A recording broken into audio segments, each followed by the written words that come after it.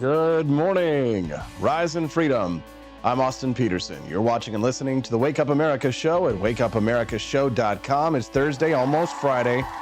I know you guys are excited for Freedom Family Friday tomorrow. Glad to have you here. Thanks for tuning into the show. You know what to do. Smash that like button and subscribe to the channel if it's your first time watching and listening to us live ever. Be glad to have you come back and join us sometime. What do you say? Y'all come back? Oh, hey. This is not just a commercial for my delicious coffee. What's up? There you go. Make sure you hit that button right over there. While you smash the like button, I'll smash the Austin's on camera button. How's that? Glad to have you here, guys. We appreciate you very much. It's time to rock and roll. Let's do this show. We've got a lot to talk about. Javier Milei at Davos, Solid Snake. He was on a secret mission to take down the Socialist Spectre. Give it up for Javier Milei. We're going to be talking about him a lot this year. Get used to it. Yeah. Doom, doom, doom, doom, doom. We've got a lot to talk about with Donald Trump and Vivek Ramaswamy. More good news. Oh, a lot of good news happening. Donald Trump promises that he will never allow a central bank digital currency. What? The leftists at Davos have just got to be this whole week.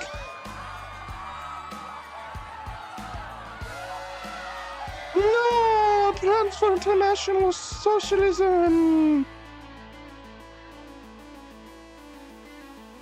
So I say to you that whenever you send me a message that my audio is slightly muffled, there's something going on with my audio, it freaks me out. Okay, so I'm always like tweaking the settings. Hopefully it will sound a little bit clearer. Camellia, if you can just give me a little update. It's unfortunate I have to do these things sometimes in real time, but I don't have a producer, so we just do the best that we can sometimes. It's going to have to be what it is for right now until we can go to commercial break, and then I'll tweak it a little bit. Okay, so it doesn't matter because I've got a lot of clips to play, and I'm sure my guests will sound just fine. Camellia will be joining us on the show today, which I think you're excited about. We'll have Camellia Peterson to talk about Donald Trump going off on Nikki Haley in what the New York Post is calling a racially charged rant. Yeah. You know, expect it. It's going to be a really rough year this year, 2024. It's going to be a little weird, a little wild, a little wet, a little wacky, but that's okay because the Wake Up America show will be here to keep you informed and let you know what's happening. At 8:30 a.m., a special briefing, top secret classified briefing from Special Agent Daniella Pentsak. Kamala Harris says that she's scared of heck of a Donald Trump win, which, you know, is kind of exciting to me. She's internally, she's Michael Scott, you know. No, God! No, God, please, no! No! No! You know why? Because she wants to be president of the United States. She thinks that she's going to be the next president when Joe Biden inevitably conks out, passes out, can no longer be propped up with Adderall, methamphetamines, or whatever it is, whatever drug cocktail they're giving to him in the mornings to be able to get him through his day, because she is ready to go. She's ready to roll. She's ready to become president now, the first female president. Are you guys excited for the first female president? No? I don't know. We're going to hear from Daniella Pentsak this morning at 8:30 a.m. Central Time. I'm looking forward to hearing from Daniella Pentsak. It's going to be great. We got a lot of awesome clips. New Hampshire's primaries coming up soon. Let's hear from the media. Is this MSNBC? No, ABC. This is the Propaganda Light channel over there for the mainstream media about what's happening and what's coming up in New Hampshire. Take a listen. George, good morning to you. And Donald Trump and Nikki Haley are increasingly framing this as a two-person race right here in New Hampshire. The former president holding a rally here overnight, ramping up his attacks on Nikki Haley, insisting that if she is the Republican nominee, then they will lose the White House in races up and down the ballot in November. Haley was quick to respond on social media, pointing out that under Trump's presidency, Republicans lost the House, the Senate, and eventually the White House. The former South Carolina governor is trailing Trump in this state by single digits, but the former president still holds a pretty wide lead nationally. And our new ABC News... Look at this, 80% Trump, 10% Nikki Haley. 9% Ron DeSantis. God, that's embarrassing. Donald Trump, Nikki Haley at 10% chances of getting elected president. 80% of Republicans believe that Trump has the best chance of winning in November. So where does that leave Florida Governor Ron DeSantis? Well, this morning we have learned that he is shifting his resources to South Carolina, moving most of his staff to that state. He'll spend the final weekend before the New Hampshire primary campaigning in South Carolina, even though that contest is still 5 weeks away. DeSantis still insisting that Here's the 5 weeks away. Guys, what are you doing? Listen to our buddy John Cardillo, guys. It's time to fold it up. And listen, if you are a conservative, rock solid conservative candidate like Ron DeSantis is, right? And God bless him, he's a great governor. But if you can't win the conservative state as a conservative candidate, you're not going to win this nomination. It's over, guys. Stop embarrassing yourselves, okay? Listen, I say this as somebody who likes Ron DeSantis, have a lot of Ron DeSantis supporter friends. You know it. I know it. Everybody knows it. This race is over. Our number one mission right now as conservatives, libertarians, and populists is never Nikki. That's our next stop right now. We all agree that we don't want Nikki Haley to be the next president of the United States. So the next play is hashtag never Nikki. Am I right? What are your thoughts? Don't forget, you can send them in. Send us a text at 573-319-1586. Text line is right down there in front of my computer that you can see on the screen at 573-319-1586. Again, text line 573-319-1586. Many of our listeners are enjoying the new video game themed thumbnails for the show. Somebody liked my doom representation of Javier Milei at Davos so much that they asked me to put it on a canvas and to sell it to them. So I did. If you guys like those kinds of requests, obviously I can do that for you as well. One listener did text in and says, Austin, I do love your video game themes, thumbnail, and opening. Yeah, Gannon was messaging in this morning. He probably wants to get the Javier Milei Metal Gear themed one as well, doesn't he? You know you do. One listener says they sold a Javier Milei hoodie today, I think. Well, thank you for that. We appreciate that. Very kind of you. We did sell a lot of those Javier Milei hoodies. They're starting to drop. Another listener texted in and says, I hope by the time you read this tomorrow, you've discussed our boy Javier Milei's speech at the World Economic Forum. Oh, baby, you know I did. I unfortunately have to go in the lab. They'll miss the live show. Looking forward to watching you discuss when I get home. You're not going to watch the live show? Yeah, listen, you can't. That's not allowed. And another listener texted me in a message that says, FBI arrest transgender man who threatened to kill transphobes. Oh, God. Oh, God! No! At least the FBI finally did their job. FBI, open up! No, not me. Not here, guys. Go get the weirdo trans people who want to kill people, all right? Don't forget, again, that text line number is 573-319-1586. Again, 573-319-1586. We're going to get to Javier Milei in a uno momento. We've got some great clips to play, but before we do, let's hear from something that's giving us a little bit of hope more here on the home front. Take a listen to our president, or I guess our former president, but still president, soon to be future president, Donald Trump, talking about central bank digital currencies. Tonight, I'm also making another promise to protect Americans from government tyranny. As your president, I will never allow the creation of a central bank digital currency. You know about that? Ooh. I didn't know you know so much. I'm very, well, New Hampshire, very smart people. Very current. You know what they're doing. Such a currency would give a federal government, our federal government, the absolute control over your money. They could take your money. You wouldn't even know it was gone. This would be a dangerous threat to freedom, and I will stop it from coming to a... Tonight, I'm also making another... Let's give it up for Donald Trump, but who we should really be applauding for there? Vivek Ramaswamy, because Vivek is the one who whispered in his ear and told him to say this. This is why I keep telling libertarians, and they keep ringing in my ear and getting angry at me, that Vivek Ramaswamy is showing libertarians how it's done. Obviously, Javier Milei as well. We're going to get to him in just a moment. But this is the model for libertarians in the short term until we can get a Javier Milei in this country. We're going to have to coalition with people that we may agree or disagree with on certain numbers of issues.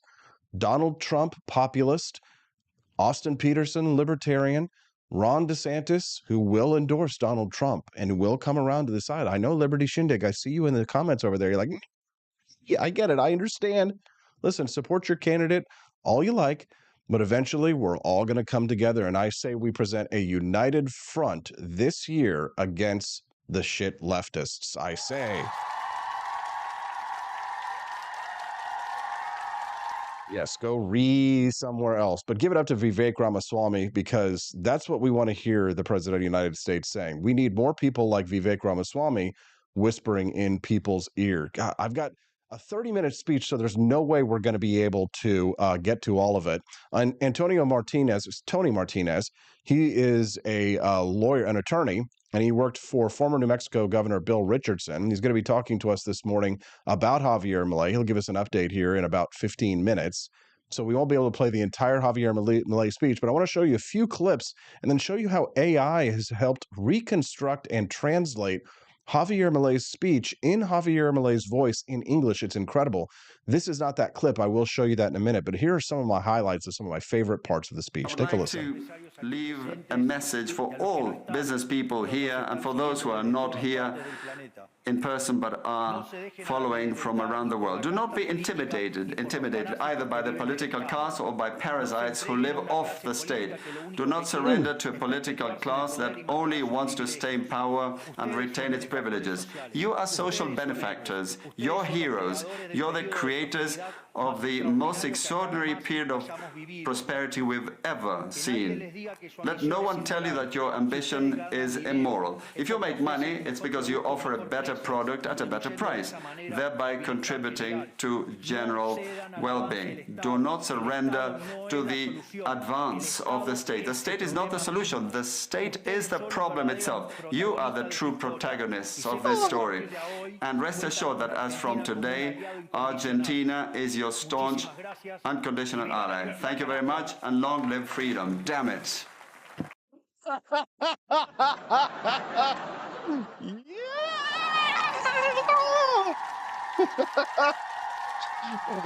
I go to Argentina.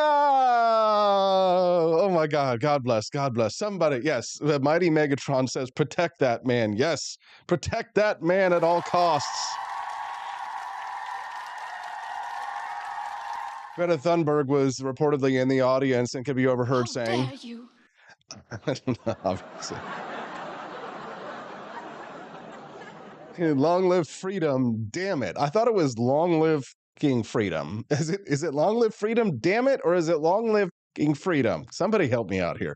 Maybe Tony Martinez will clear that up for us here. He's going to be here in 15 minutes. We're looking forward to talking to him about what's happening with Javier Milei and his epic speech at Davos. I've got some more clips for you. Take a listen to this. They say that capitalism is evil because it's individualistic, and that collectivism is good because it's altruistic, of course, with the money of others. So they therefore advocate for social justice. But this concept, which in the developed world became fashionable in recent times, in my country has been a constant in political discourse for over 80 years. The problem is that social justice is not just, and it doesn't contribute either to the general well-being. Quite on the contrary, it's an intrinsically unfair idea because it's violent. It's unjust because the state is financed through tax.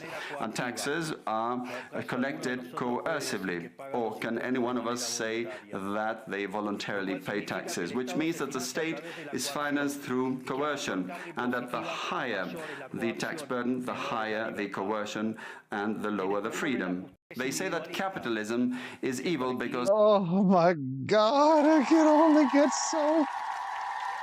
Oh, Javier.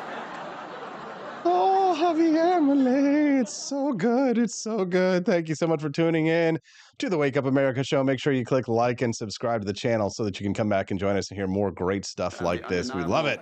Advances in the free world, socialists were forced to change their agenda. They left behind the class struggle based on the economic system and replaced this with other supposed social conflicts which are just as harmful to life as a community and to economic growth. The first of these new battles was the ridiculous and unnatural fight between man and woman.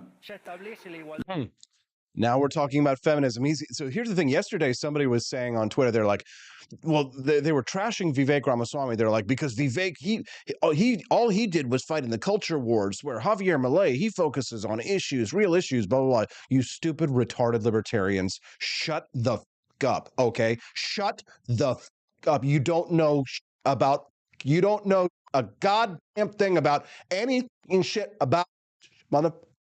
You don't know. Shut the up. Shut the up.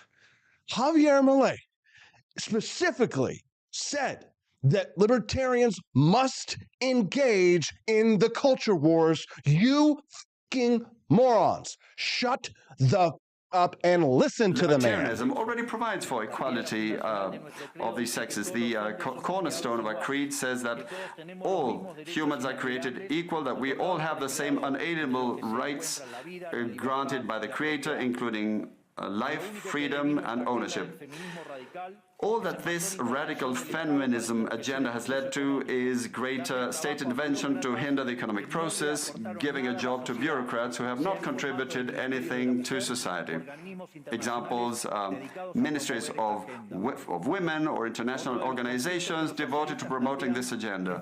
Another conflict presented by socialists is that of humans against nature, claiming that we human beings damage the planet, which should be protected at all costs, even going as far as advocating for population control mechanisms or the bloody abortion agenda. Abortion? Listen to this guy.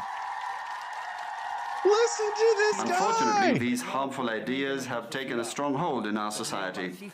Neo-Marxists have managed to co-opt the common sense of the Western world, and this they have achieved by appropriating the media, culture, universities, and also international organizations. Given the not this media, baby, not the Wake Up America show. What's up, peeps? It's so good. The Onion Dip joining us this morning says, I understand this so well, Austin. I am an ANCAP who joined the Proud Boys. We fight culture wars. Hell yeah. Mighty Megatron says, my girl's libertarian. She's now becoming aware of the culture war. I've had to inform her being independent. That's good to hear. So this is funny. So you know how Javier Milei has been liking and reposting my tweets, and this is just a little bit, I get to brag a little bit here. But yesterday I reposted this meme from Sally Mayweather. He's so funny. He posted this meme of a guy with a pizza sitting on his bed with a pizza. And then he's got his girl there who's in her underwear and she's topless. And they're both watching Javier Milei's speech at the World Economic Forum. So the funny thing is about this is I retweeted this with Sal and I said, view from my house, minus the picture of Sal on the wall. So obviously this is Steffi. Her hair's a little more red than that. Minus the picture. So this is me. Here's Steffi. And we're eating pizza and watching Javier Milei. And the funny thing about this is when I said that, when I view from my house, minus the picture of Sal on the wall, I don't know if you can actually see the likes here. But somewhere down in these hundreds, maybe thousands of likes, is the president of Argentina himself, Javier Milei, actually liked my retweet of this. Okay, so he did retweet. Oh, there it is. See, look at that. There it is.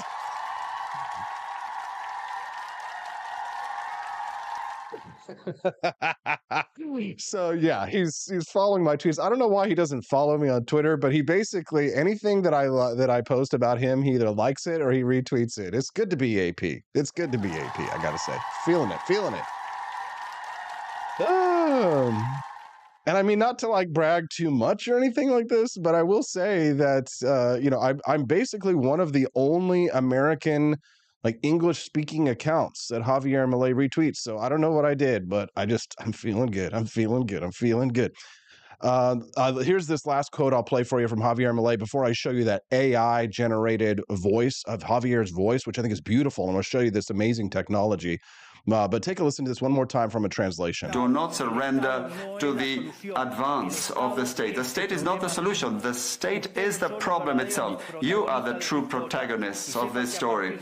And you, not when he says you, he's not talking to the people at Davos. He's talking to the people of the world. He's saying, do not surrender to their advances. He's saying, do not surrender to the people in this audience and their desire for global control, the desire to force you to live in the pod and eat the bugs, and you will own nothing and be happy. He says, you are the protagonists, you and me.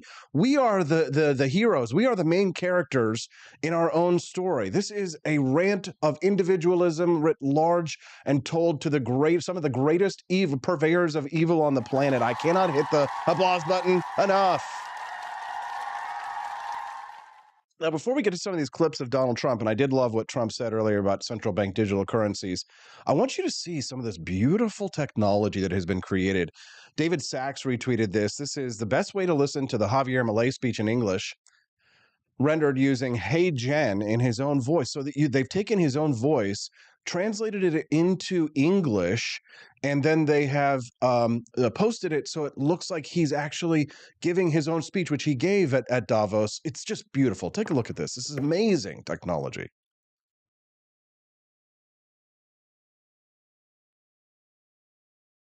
Good afternoon. Thank you very much. Today, I am present to inform you that the Western world is facing a significant threat. It is in danger because those who are supposed to defend the values of the Western world are co-opted by a worldview that inevitably leads to socialism and consequently to poverty and economic deprivation. I mean, look, it's even synced up his mouth. The artificial intelligence has synced his mouth so that it looks as if he's speaking in English. I mean, he gave this speech in Spanish. It looks like he's speaking English. It sounds like his voice. I mean, obviously, there's a lot of dangers for deep fakes and stuff in the world, but this is amazing. Unfortunately, in recent decades, motivated by some well-intentioned desires to help others and others by the desire to belong to a privileged caste, the main leaders of the Western world have abandoned the model of freedom for different versions of what we call collectivism. We are here to tell you that collectivist experiments are never the solution to the problems that afflict the citizens of the world, but rather they are their cause. Trust me, there is no one better than us Argentines to provide testimony on these two issues. When we embraced freedom in 1860, in 35 years we became the world's first dominant power. 35 years we became the first world power. While when we embraced collectivism, over the past 100 years, we saw how our citizens began to systematically impoverish themselves until they fell to the 140th position in the world. 40 in the world. But before we can have this discussion, it would be important for us to first look at the data that supports why free market capitalism is not only a possible system to end world poverty, but also the only morally desirable system to achieve it. If we consider the history of economic progress, we can see how from year zero until around 1800, the world's per capita GDP remained practically constant throughout the reference period. If one looks at a chart of the evolution of economic growth throughout human history, one would be seeing a chart with the shape of a hockey stick, an exponential function that remained constant for 90% of the time and exponentially shoots up from the 19th century. Yes. Facts, data, statistics. He is an economist, after all. That's Javier Milei. We're going to have Tony Martinez who's going to be joining us here in about 5 minutes. I'm going to go to commercial break very briefly. Before you do, I want to say thank you to one of our listeners. The company who started advertising with us this month contacted me yesterday, their quickrxstore.com, to say that they just had their very first sale from a Wake Up America show listener. Thank you. I just want you to know how much it means to me and how important it is to support the advertisers on the Wake Up America show, because without the big advertisers that come in, there's no way we would be able to grow because they step in a big way. And then your donations and purchases at apforlibertyshop.com make up the rest of the budget for us to be able to run this very expensive operation, which we do with a 2-person operation. But Stephanie and I, we're growing, we're building. Aren't we making the Wake Up America show better and better? Debates? Hell yes. We have so many more exciting announcements coming. I cannot wait to share with you all of the news that's happening here behind the scenes on the Wake Up America show. I know you guys are really excited to hear about the new show that we're going to be launching with the new host. We're not ready yet to make that announcement, but that is coming soon and very soon. You don't want to miss it. I'm going to go to a commercial break for our friends over at quickrxstore.com. Just a reminder, you can save 10%, and it lets them know that when you use that coupon that you came from the wakeupamerica.show.com. So visit quickrxstore.com. You can get amoxicillin, you can get hydroxychloroquine, you can get ivermectin, and save 10% on your prescriptions by using code SAVE10. That's my exclusive code. Lets them know that you came from me. When we come up, Tony Martinez to talk about, I will call him the leader of the free world, Javier Milei, when we get back on the Wake Up America show at wakeupamerica.show.com.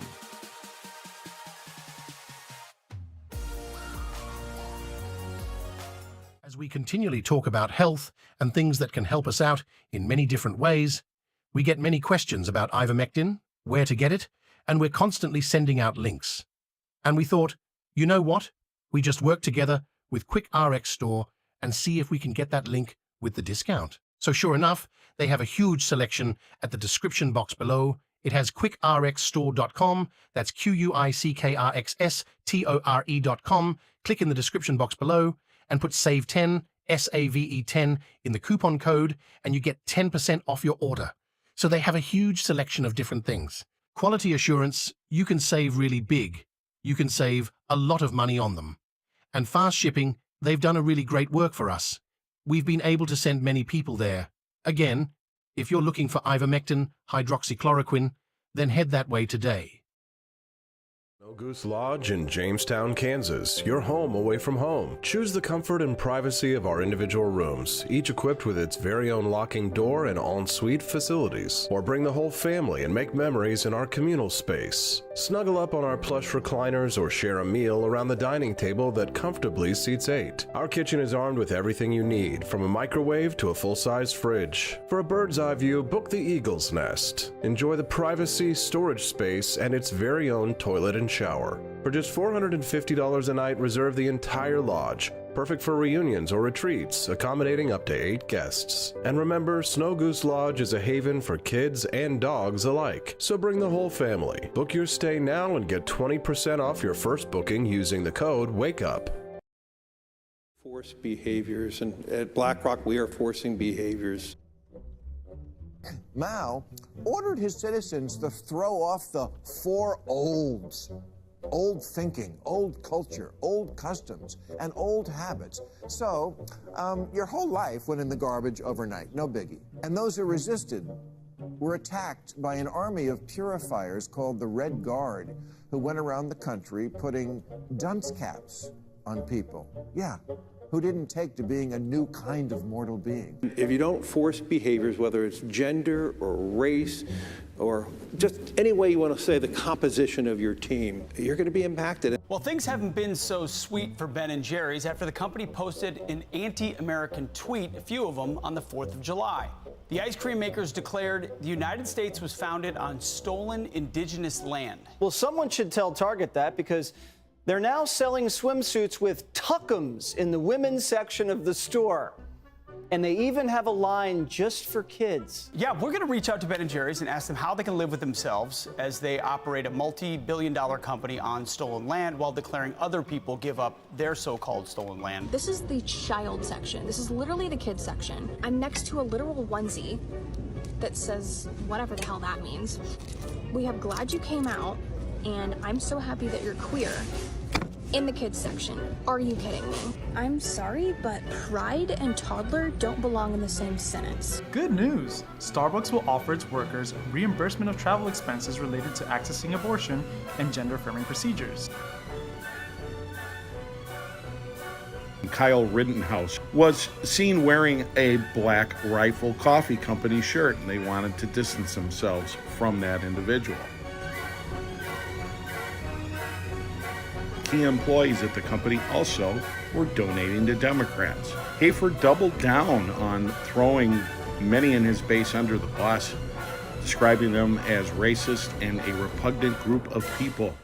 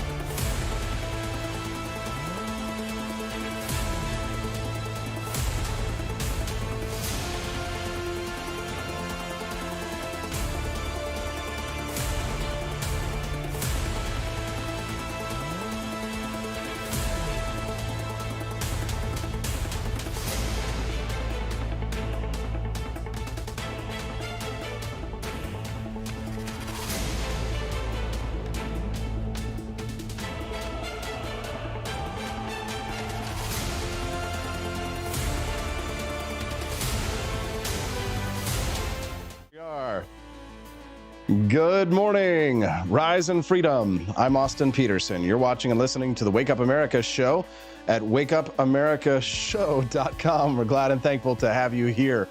Do me a favor and click like. And if you're enjoying the content that you've been hearing and seeing this morning, subscribe to the channel. You'd love to join us every morning, Monday through Friday, from 7 to 9 a.m. Central. The Wake Up America show streams live. We're a merry band of rogues.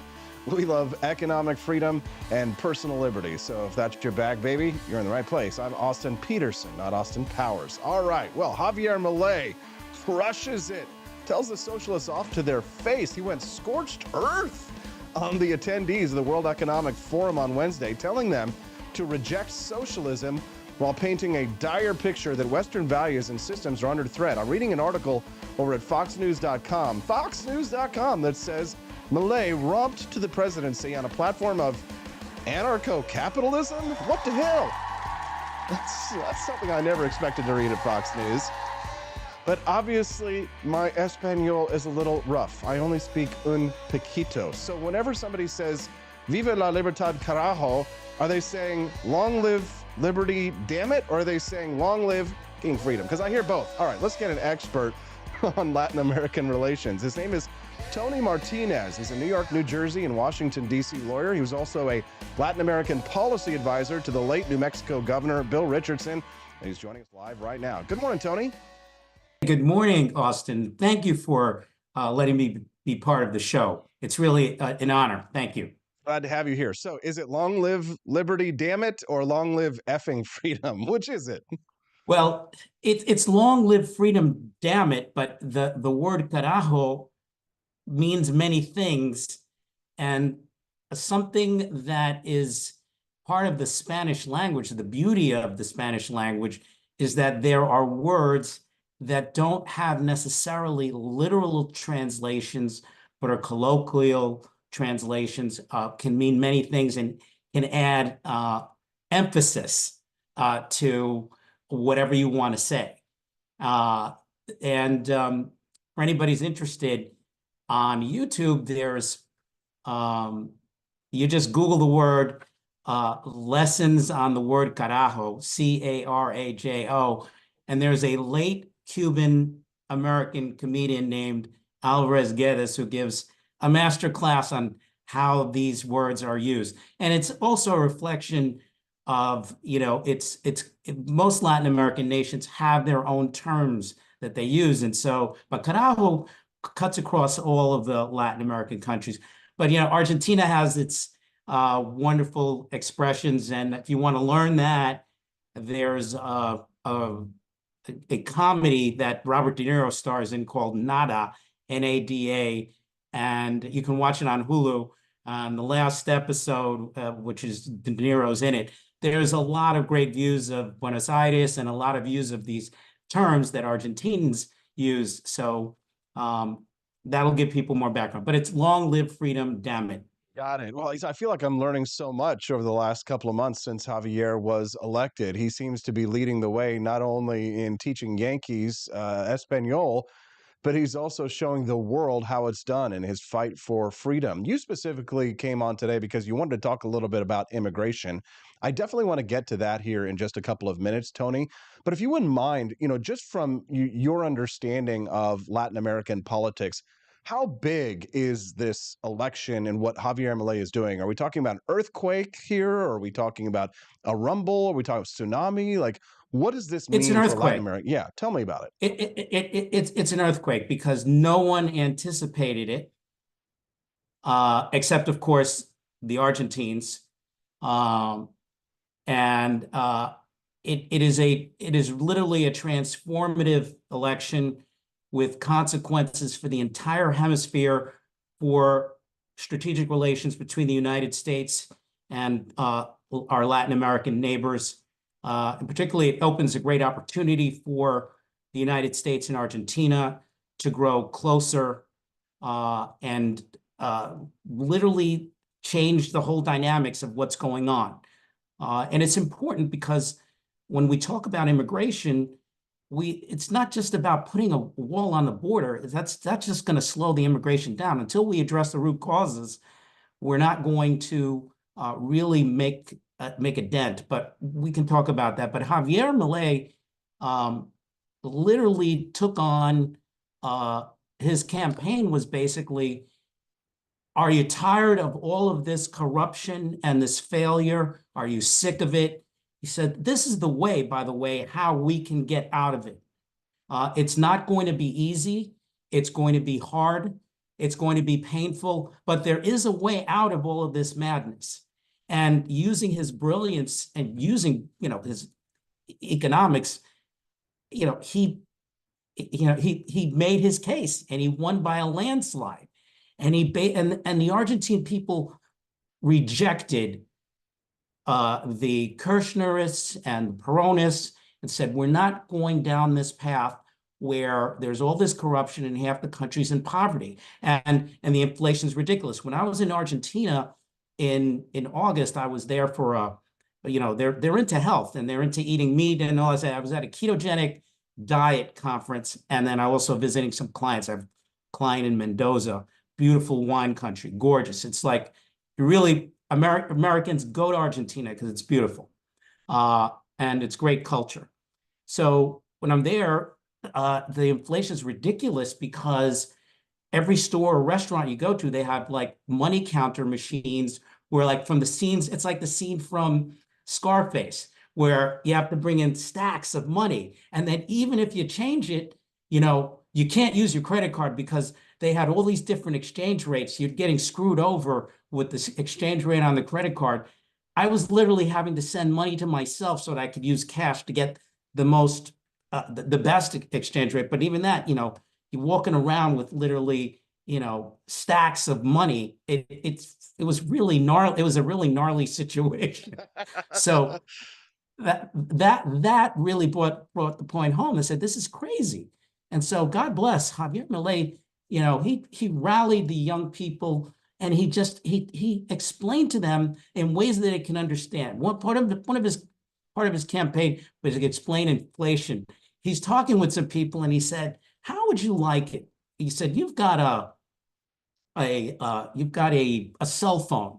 I don't remember if it was actually a cell phone, but he said, let's say you've got this thing that you want to sell to me, and you tell me the price is $100, and I only have 50, but I walk up to a photocopier and I just make a copy of my $50, and now here's 100. I said, would you like that?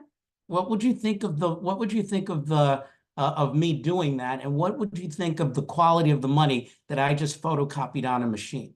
And he drives the the lessons of inflation home. And that's what Argentina has done, all in the name to empower all of these bureaucrats and all these people. This is why he said afuera, because he's saying, what the hell are these people doing? What are they contributing to society? He goes back to the points. The people who contribute to society are the people who work, who actually produce. They produce goods and services, and they compete in a market that allows you, hey, if you've got something better, put it up. You know, it's about prices and supply and demand, and you know, letting people do their thing.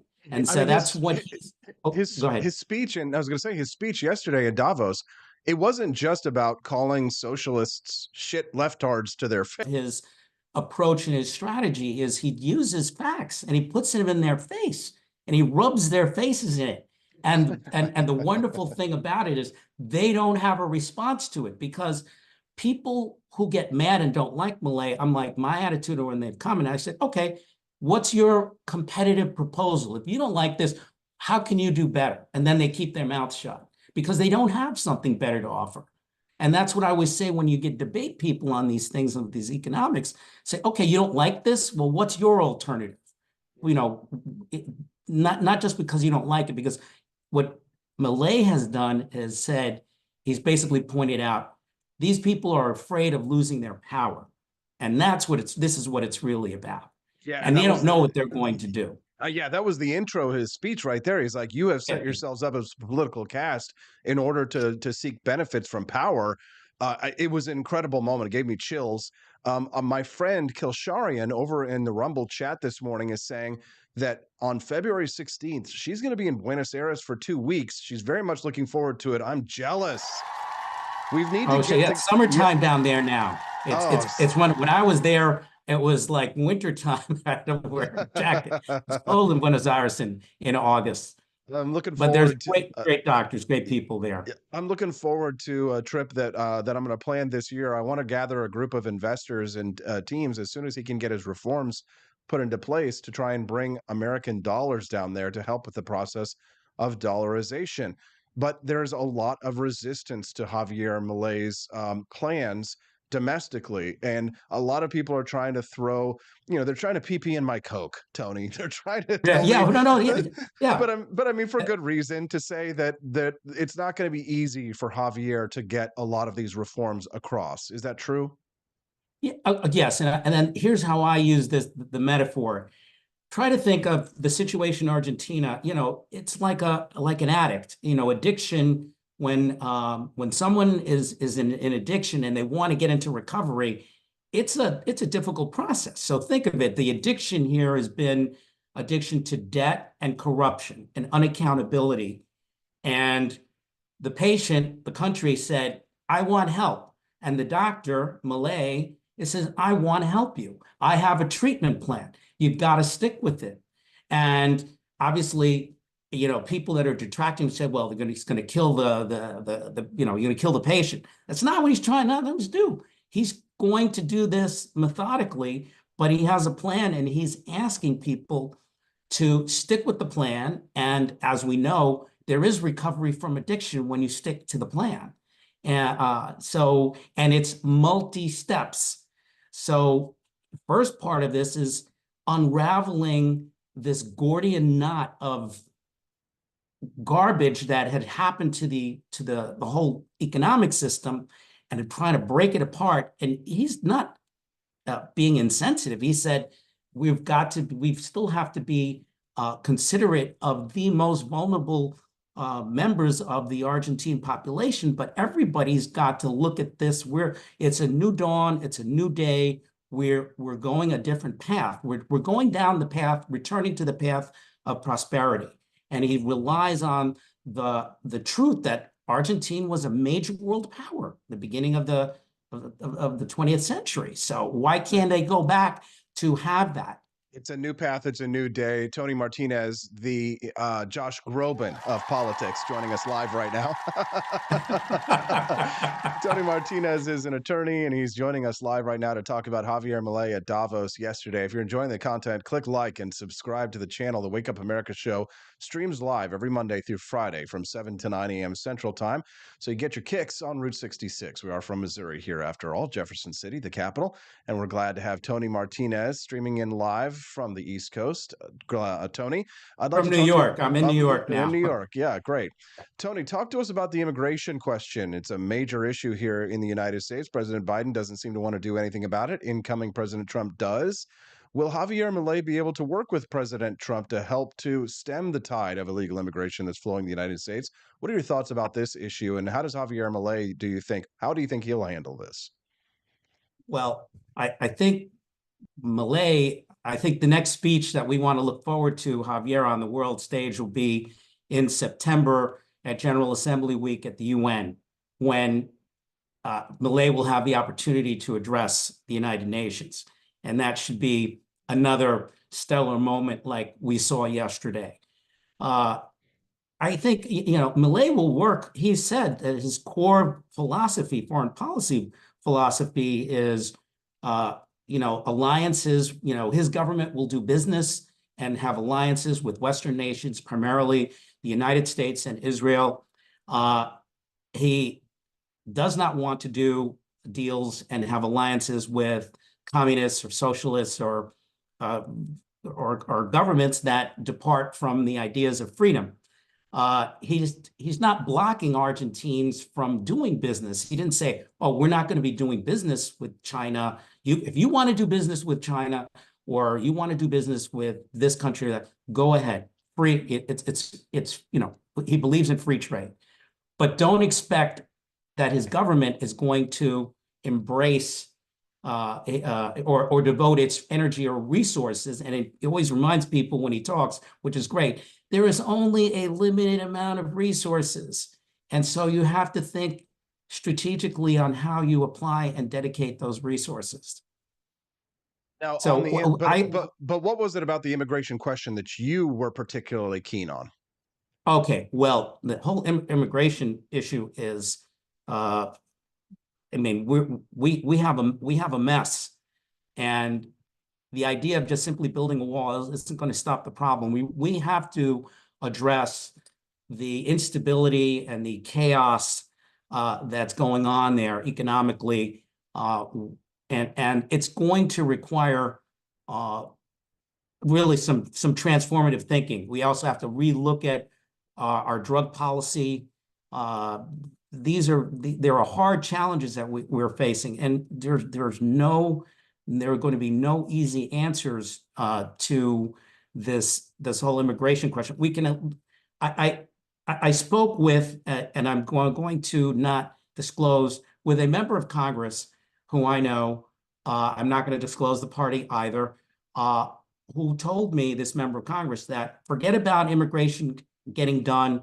He told me nobody wants to get things done, not in this particular member of Congress's party or in the other party, and the two parties. He says I was told that all they're interested in doing is politicizing this to the max. They want things to get so bad that, unfortunately, that they believe that it will help one party or the other get re-election. My response was, this is nuts. The whole immigration system is broken in our country. You want to see something, Austin, go to any immigration court as a member of the public and sit down and watch this process. Look at the lines, look at the procedures.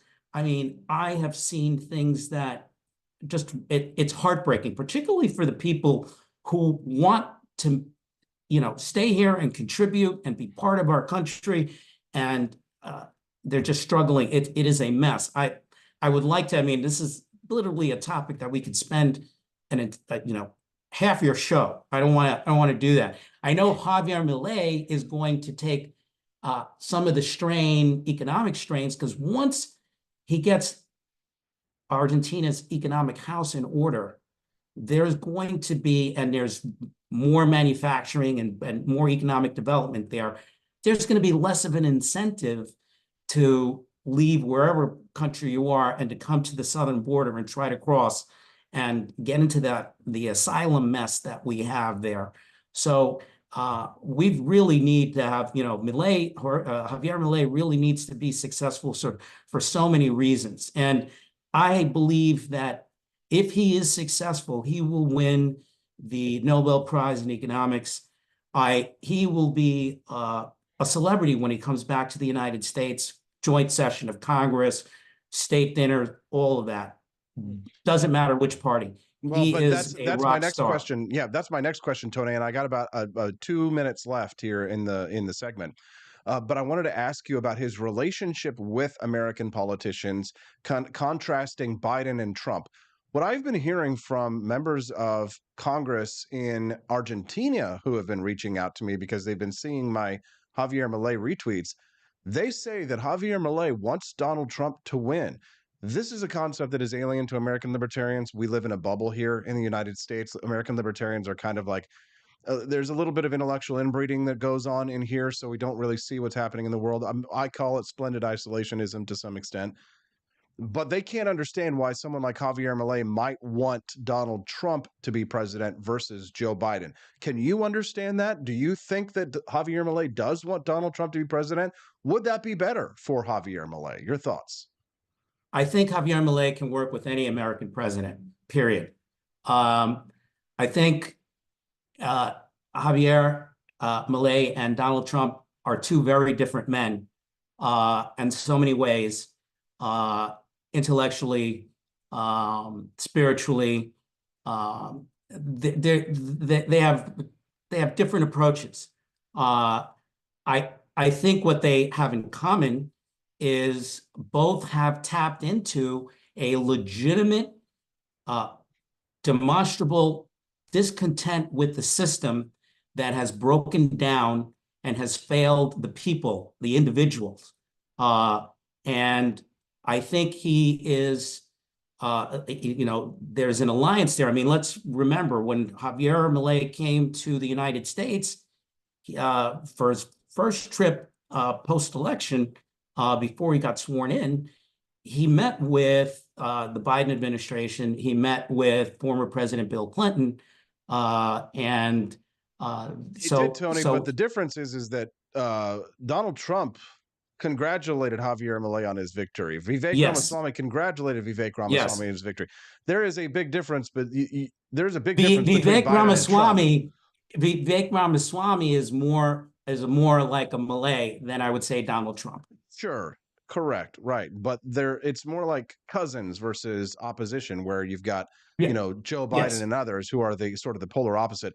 Tony, I've got to run, but I want to give you an opportunity to plug anything that you'd like to plug or share anything with our listeners that you'd like to share before we let you go today. Well, just my Twitter handle. Follow me on Twitter like I follow you. It's at USLATAM Envoy. So it's US Latam Envoy. Sort of my aspirations to represent our country in Latin America in the future as a diplomat. We'll see.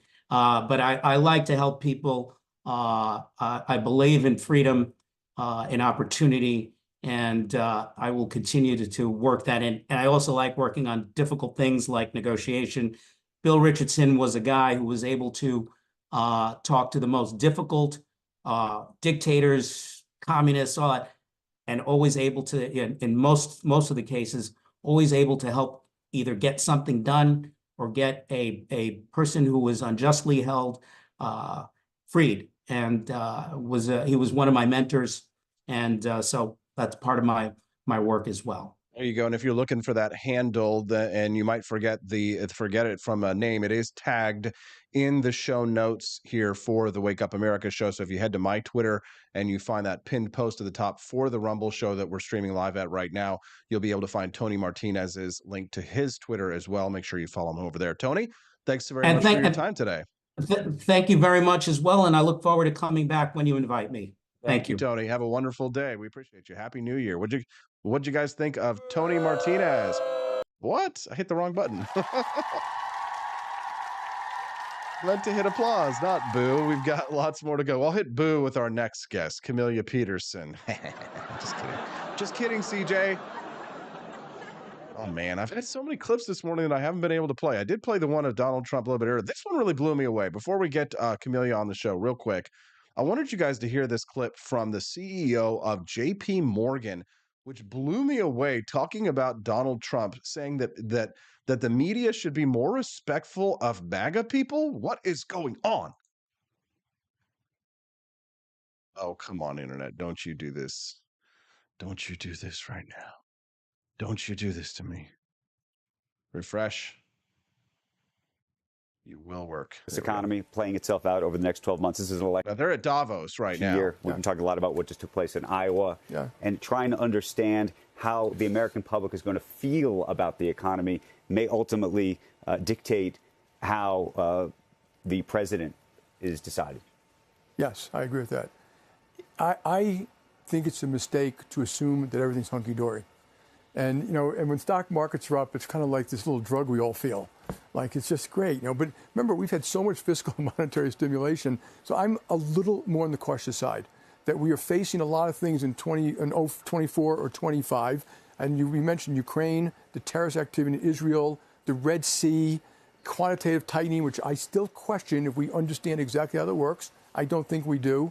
How QE actually worked, what the effect of negative, zero rates was for all this time. And obviously the politics, and and then the Ukrainian war is affecting oil, gas, food, migration. So you have all these very powerful forces that are going to be affecting us in 24 and 25. So if I was the government, I would be preparing for what I'm going to do about that, assuming things aren't good. And I just also want to point out, I wish the Democrats would think a little more carefully when they talk about MAGA, and if you travel this country. And the country's unbelievable. We took our bus trip this year, and Leslie Picker was on. This is going to be good. This guy, look at this guy on the end. He's so uncomfortable right now because Jamie Dimon, the CEO of JP Morgan Chase, is saying, you better be more careful about what you say about MAGA. That guy, look, well, let me go pull it back for a second. Watch him shift uncomfortably. Carefully, when they talk about MAGA, and if you travel this country, and the country's unbelievable. We took our bus trip this year, and Leslie Picker was on Spokane and Boise and Bozeman. People are growing. They're hungry to grow. They're innovating. It's everywhere. It's not just Silicon Valley. So we've got this great hand. But when people say MAGA, they're actually looking at people voting for Trump, and they think they're voting, and they're basically scapegoating them, that you are like him. But I don't think they're voting for Trump because of his family values. Now, if you look, just take a step back, be honest. He was kind of right about NATO, kind of right about immigration. Mm-hmm. He grew the economy quite well. China virus. Tax reform worked. Yeah. He was right about some of China. I don't like what he did. No, I said China virus. Yeah, I understand. He may have been right. And I don't like how he said things about Mexico. I don't like, but he wasn't wrong. That's the problem with Trump. Not that he wasn't right, but that he said mean things. That was the whole problem. That's why the suburban liberal white females in 2020 voted against him. He had mean tweets. His tweets were mean. Yes, I was paying $1.50 for gas to put in my Range Rover that my rich husband bought for me, but the tweets were mean. Wrong about some of these critical issues, and that's why they're voting for him. And I think people should be a little more respectful of our fellow citizens. And when you guys have people up here, you show holy shit the why. Not like it's a binary thing. You're supporting Trump, you're not supporting Trump. Why are you supporting Trump? It's hard to hate 75 million of your fellow Americans. And I agree. It's done and the Democrats have done a pretty good job. Really? Oh, yeah, it's hard to hate. Sure. Well, somehow you pull it off. Somehow the mainstream media pulls it off, It's hard to hate 75 million of your own. Well, you show us you hate us every single day. Camellia Peterson, we don't hate. We love Camellia. She's coming up next. Donald Trump's had some choice things to say about Nikki Haley. It's going to get spicy. Nimarada. When we get back on the Wake Up America Show at wakeupAmericaShow.com. Click like and subscribe.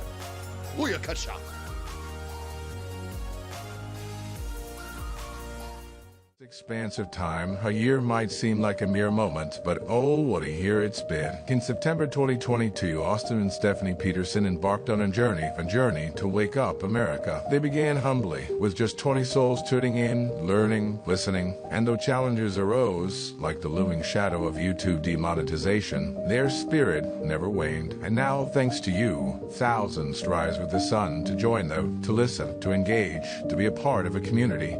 So here's to you, and to wake up America, for memories shared, for friends made, for the journey ahead, and for never, ever forgetting to rise and freedom. Happy anniversary. I'm Donald Trump, and I approve this message. Believe me, Austin Peterson is the best. He's got the greatest Wake Up America show I've ever seen. Whenever I tune in the mornings and watch the live stream, let me tell you, he has got the absolute best content.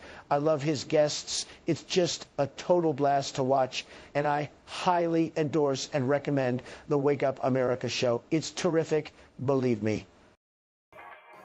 Is the outdoor your home about as exciting as a library? Then spice it up and unbore your space with our custom metal signs.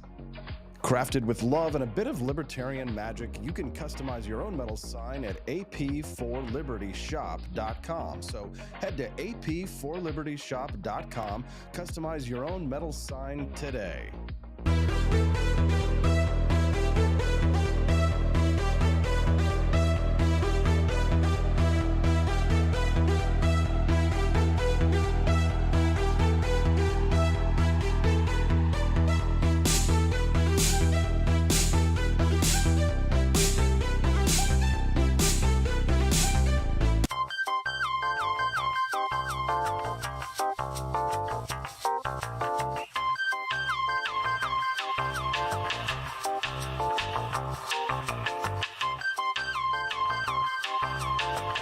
Welcome to a world of vocal discovery at Peterson Voice Studio.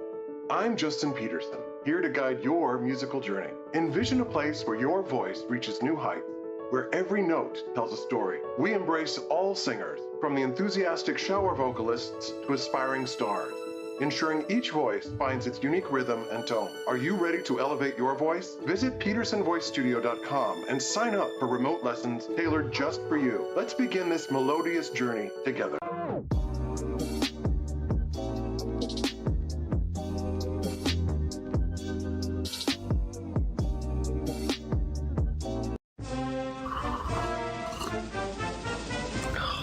Tired of spending your hard-earned money on woke corporations that don't share your pro-freedom values? Fed up with sipping liberal lattes and progressive cappuccinos? Introducing Founding Flavors from AP for Liberty Shop. Get your day started with Washington's Revolutionary Roast. As robust and principled as the man himself, this blend is the shot of energy heard round the world. Or maybe you want to taste the fervor of freedom with Adams's Patriotic Perk. It's as dynamic and balanced as the U.S. Constitution, sure to awaken your spirit of liberty. For the aficionados, we've got the Jeffersonian Java, a complex mix of flavors that speaks volumes about your refined tastes. And don't forget Betsy's Liberty Lullaby, our decaf option, crafted with the same care and dedication Betsy Ross put into our Star-Spangled Banner. This blend lets you enjoy the taste of freedom anytime without losing sleep. No woke beans here, folks. Just pure, patriotic, pro-freedom flavors brewed with love for liberty. So why compromise your principles for a cup of coffee?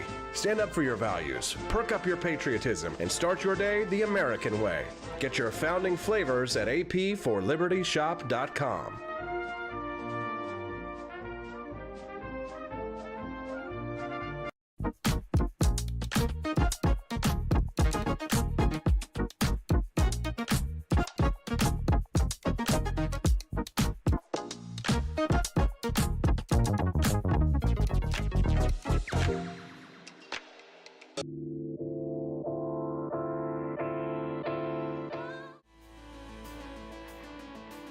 Good morning, Rise in Freedom.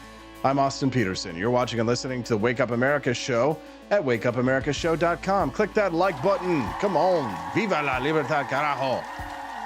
Subscribe to the channel if you're true VLLC. The Wake Up America show streams live every Monday through Friday from 7 to 9 a.m. Central Time. And if you're a regular guest, you know who it be coming up next. Every Tuesday and Thursday, the very rare Camellia joins us live on the show, and she's joining us now to talk about her new boo thing. Yeah. Birds flying high, you know how I feel. It's a new day, it's a new dawn. Javier Milei getting you a little hot under the collar. Oh man. So yeah, that was just, I'm speechless, right? I don't have words. They're escaping Camellia, me. I know you have very high standards for the type of men that you're attracted to. True. Elon Musk, for example, right? And now the president of the 8th largest country in the world, right? Will anyone ever be good enough for you, Camellia? Well, never say never, right? Lower your standards, raise your percentages. Yeah, that's what I hear. She flies high. So tell us, Camellia, what was your reaction to Javier Milei's speech yesterday? Oh my gosh, I tweeted something about all of the people who were tweeting that, oh, I'd been questioning why he was going to speak. Why was he going to Davos? Why was he going to speak to the W? I'm like, have you people not been paying attention to him? Like, completely no surprise what he went and did, but the way he did it though, it is just like, it was so succinctly and perfectly laid out. I mean, you're right. He didn't just go there and lambast them. I mean, like, he gave them facts and figures and history and said the things that needed to be said. And like, there's so many good quotes that came out of that. It's hard to know where to begin. Like that quote about feminism, I was like, Dad, come. Dude, I know. It wasn't just economics, but it was the culture war too. You saw my frustration, my rant a little bit earlier on the show, I imagine, where I was screaming because so many American libertarians don't get it, Camellia. They don't understand. Like, it's one thing for them to be, a little confused. He's going to Davos, the World Economic Forum. Okay, I get it. You're not paying attention. But then to say things, completely ignorant things like, well, Vivek Ramaswamy, he's not good because he engages in the culture war. Javier Milei doesn't. It's like, we are oblivious. No wonder we lose every goddamn thing that we put our attempt here in this country. Am I wrong? And here's the thing, and this is one of the things that really irks me about people who are constantly harping on, the UN and UNESCO and, World Economic Forum, all of those kind of things. Are they bad and terrible? Yes. Are there very bad actors that are trying to, wield their power in the world through those organizations? Yes. But is there this grand global conspiracy that they're literally going to take over? Well, you have a whole lot more faith in the ability of that many people to get on the same page than I do.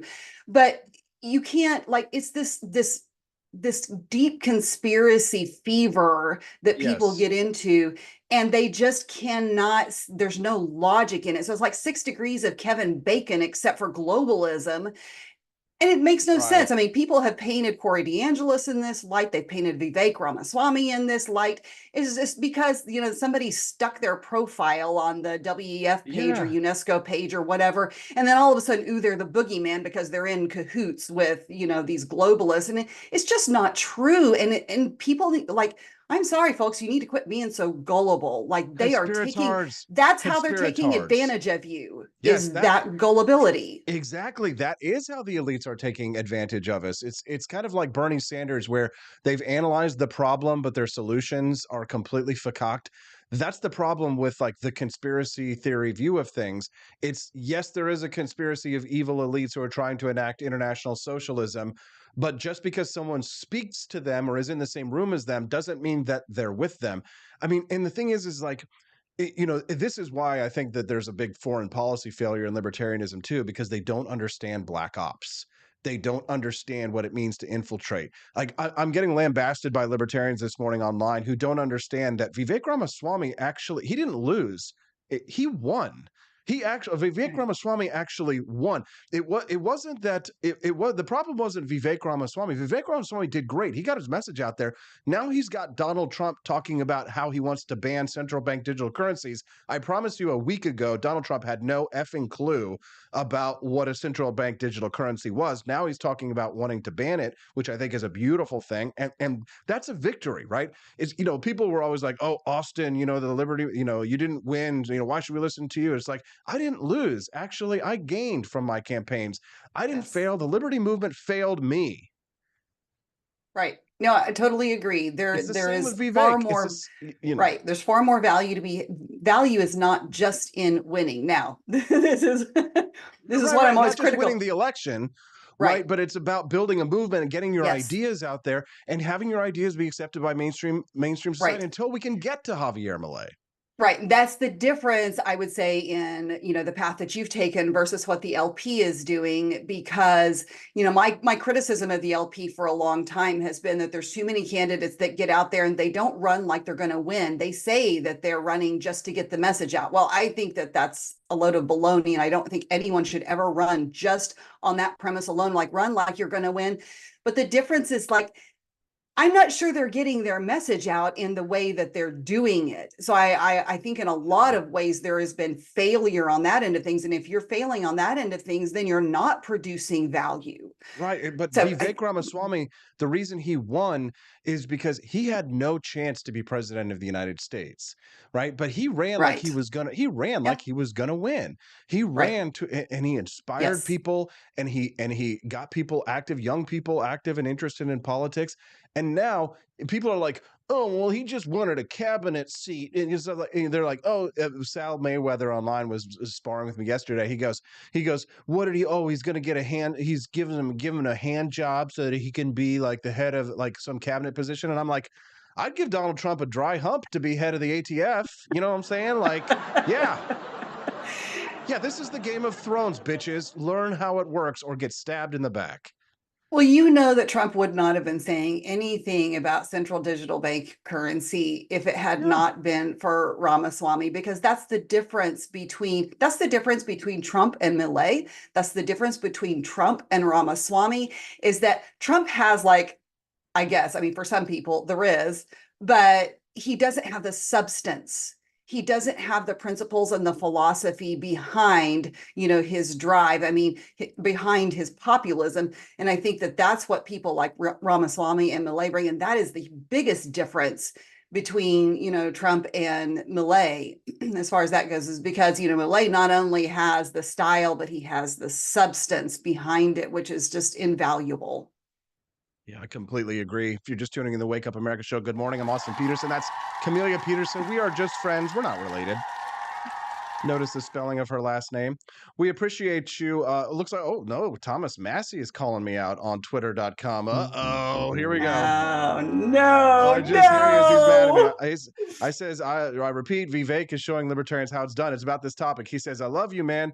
But based on past experience, I'm pretty sure this isn't going to turn out like you hope. Well, sorry, Thomas, but I'm pretty sure Ron DeSantis isn't going to turn out like you hope either. Sorry, but this is the thing that I hate. I hate to see the people I love like on opposite side. Like there's so many people that I respect so deeply. They're on opposite sides of things right now, as politics, I guess.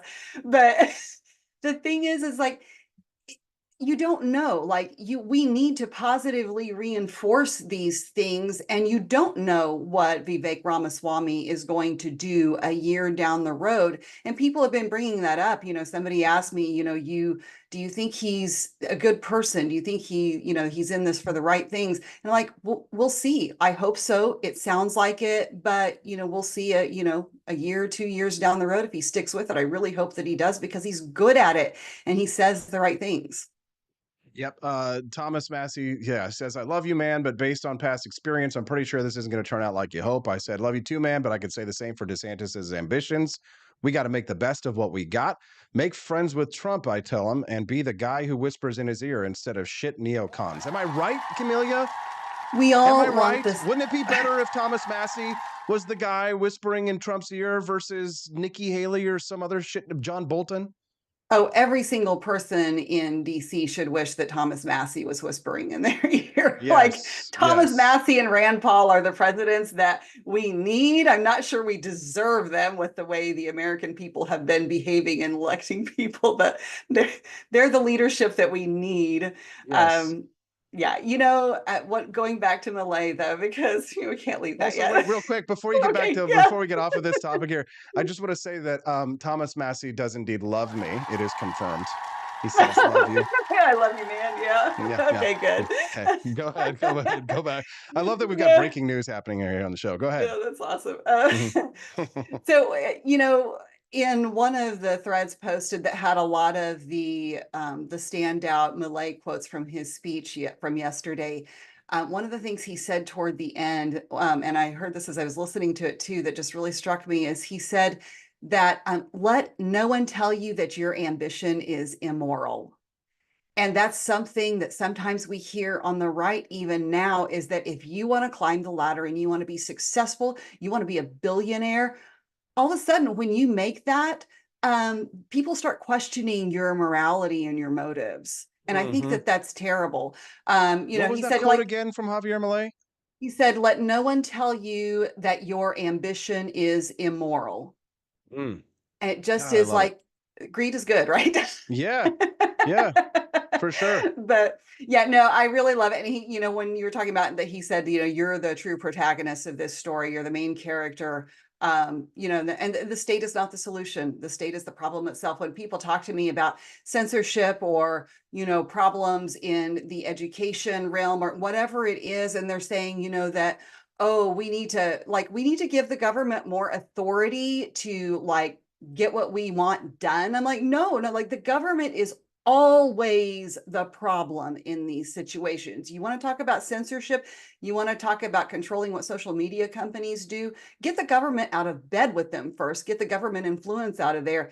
And then, Milei said it several times, he was like, the market does not fail. It is not the market's fault. I don't care what you say, in economics, and that's not my forte, but the market does not fail. I know enough to know that.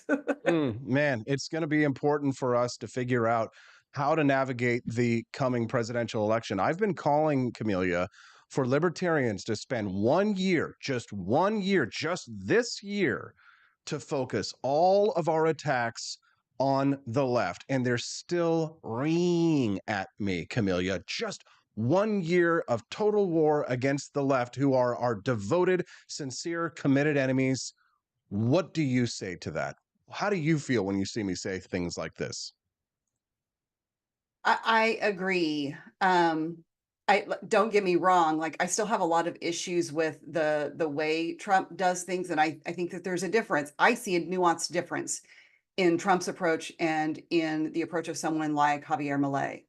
And I know most people just see the bombastic, personality style, and they don't see the nuance and the distinction between that. But I do see a difference. But, one thing I said in the chat earlier that I think people are like, what is she saying? It's like, I think that there are some ways in which we need to be more like Democrats. And well, I think one thing is in how we organize. I don't care what you think about Barack Obama and the campaign he ran, but the fact is there's a reason that he won, and they ran a very good campaign. That campaign is used in trainings upheld as an example of what to do because it was so effective and how they organized. And community organizer gets a bad rap now on the right. And I don't care what you want to call it a different name, find a different term for it, but we need community organizers, and it has to be more than people ranting online and watching their TVs and yelling and going to their Republican clubs and whatever and meeting, and basically the action that they're taking is meeting and griping about things. We have to move beyond that, and we need that community organizer style network where you are literally doing that one-on-one outreach in your local communities, and it snowflakes out. That is what we have to do, because if we think we're just going to beat our opinions and our principles into people's heads by just, winning, I don't know that we can just do that. We are very divided. And I think that the right is having trouble wrapping their heads around the fact that we may not be the majority anymore. Yeah, no, we're definitely, but we're still behaving yeah, like the majority. Yeah, well, there's a cockiness that you know that we have. The left has it too, but this cockiness that exists on the right, and this is why we lose elections. It's because it's going to be a red wave, right? We're going to destroy them, all this kind of stuff, and then we get cucked, right? We get screwed because we don't. We always take things for granted, right? And we don't work as hard as we should. We're not working as hard as the left is. And we abandon key potential constituencies, young people, right? The liberal white female who hates us and things like this, right? And we're unwilling to compromise on certain things. The abortion question is always going to be an Achilles heel for us. And despite the fact that we won on Roe v. Wade, we still fail to have a coherent message that we can rally around, on a large scale, in order to be able to fall back to a defensible position for a redoubt, if you will, in order to protect ourselves from that flank, and that loses us elections. It's a weak spot. We've got to admit it. Sure. Well, for sure. And if you listen to consultants and people who run campaigns and, the accepted wisdom in that realm, they will tell you, okay, these young people, these other people, like, these are not your voting demographic. Like, your voting demographic is, 50 on up and whatever. And that is so short-sighted in that you're not, when you are targeting people right now with your messaging and with your campaigns, you are not just targeting people for your next election. You are targeting people for that election 10 years down the road.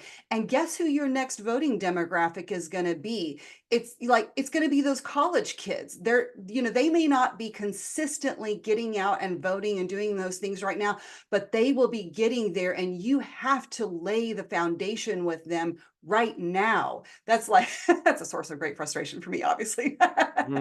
For sure. If you're just tuning in to the Wake Up America show, good morning. I'm Austin Peterson. I'm speaking to Camellia Peterson. She's joining us live right now. We're talking about Javier Milei, Vivek Ramaswamy, Donald Trump, Rand Paul, Thomas Massie. This is the show for you if you like some of those names. Maybe you like some of them and you don't like others. But no matter what, we think we've got something for you here on the show. So like and subscribe and come back and join us 5 days a week. I'm still kind of twitching over Thomas Massie deciding to joust with me this morning.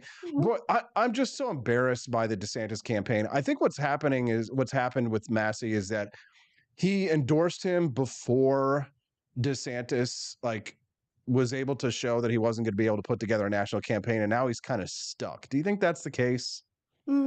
Yes, not necessarily. Yes and no. But I would say more no. I think that he came out early and endorsed DeSantis. He's given his reasons for it, and they're fairly persuasive reasons.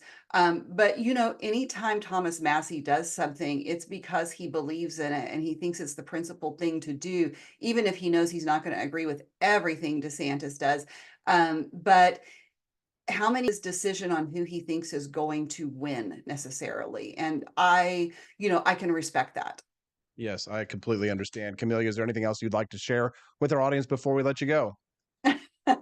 Well, I would just say that, one of the things to keep in mind when people talk about whether it's libertarianism or whether they're talking about feminism in the chat, I know there's been a lot of conversation going on about that, is that we need to keep in mind that, especially in this culture war stuff, that good things get corrupted, but that doesn't mean that we should throw the baby out with the bathwater. It doesn't mean that, the origins of feminism were completely bad. So, we've got to totally return. It doesn't mean that, when we're fighting those culture wars in the schools with the books, the pornographic books that they're putting in schools and things like that, we have to be careful that we address the real problem that is there, but we don't overreact so much that we start making fools of ourselves by, then trying to ban things that really are good things, but they get lumped in with, this current culture war stuff. So anyway, nuance. It's not dead yet, right? It's not dead yet. Camellia Peterson, follow her on x.com @RareCamellia. Oh, and yes, please come join my over 300 new Argentinian friends. Oh my gosh, I'm going to have to I have to have Yeah, somebody translate for retweeted me. Camellia yesterday, and she got a surge of Argentinian friends who have started following me. Now they're all following Camellia, and she's like, These are some of my words, favorite things that they were sending, it's like, yes, and in the this background, one yes. is like, welcome to the forces of heaven. That's something that they say a lot, so. Yes, I like that one, but I have to admit, some of the things I don't understand, like why are they putting 56% in their profiles and like some other words that there's a That's lot what of things. he won by. Yeah, that's okay. That's what he won by. That's some of the things that I've been asking. And one of the things, by the way, just a little something, for everybody, that our friend Alejandra explained was that sometimes they will say something about the neighborhood candidate or the neighborhood guy when they refer, because that's how Milei's opposition referred to him sarcastically, like they would mock him and say, oh, he's just a neighborhood, person. Like, so now they use that ironically and like, yeah, who's your neighborhood guy now? He's just a neighborhood guy in all of the neighborhoods in Argentina. Right. Camellia Peterson, you rock. Follow her at Rare Camellia. We'll see you next Tuesday. Have a great day, everyone. There you go. Don't wanna leave, Alejandro. I want your name, don't want your name, Fernando. Alejandro, Alejandro. Alejandro. Daniella Pentsak is up next. Top secret mission, special briefing. Talk about Kamala Harris freaking out about the possibility of Donald Trump winning. We'll talk about that when we get back on the Wake Up America show at wakeupamericashow.com. Want an engaging website to boost your business? You're just a click away from 5-star Fiverr talent. Hundreds of freelancer skills like web design. Head to Fiverr.com today and get something started. American conservatism is distinct, like America is distinct from the United Kingdom. American conservatism's roots comes out of the Wild West, out of pioneerism. The difference between American conservatives and European conservatives is that Americans are cowboys. We are that God, guns, gold, and girls. It's wild here, and we should stay that way. We shouldn't allow a European version of conservatism to come and infect us here. We like it wide open spaces here, deep in the heart of Texas and all that.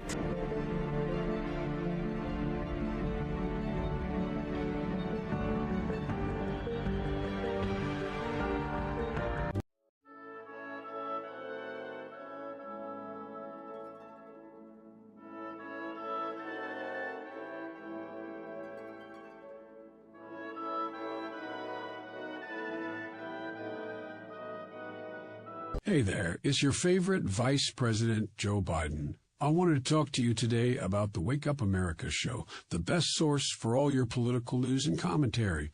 But before I get started, let me just make sure I have all my notes in order. Okay, where was I? All right, the Wake Up America show. It's a great way to stay informed and make your voice heard. Boy, what was I saying again? Oh, right.